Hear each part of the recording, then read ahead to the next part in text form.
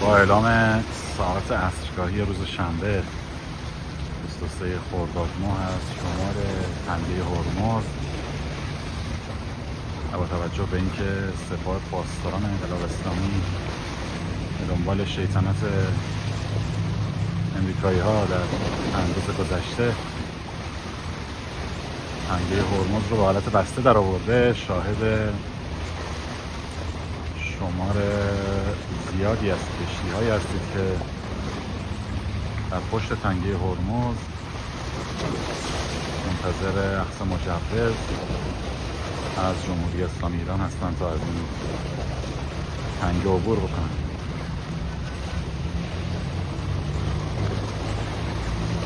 همونطور که در تصویر میبینید شمار زیادی از کشتی ها در لنگرگاه شمالی تنگه هرمز متوقف هستند تا مجوزهای لازم برای عبور اینها صادر بشه. از سوی دیگه نیروی دریایی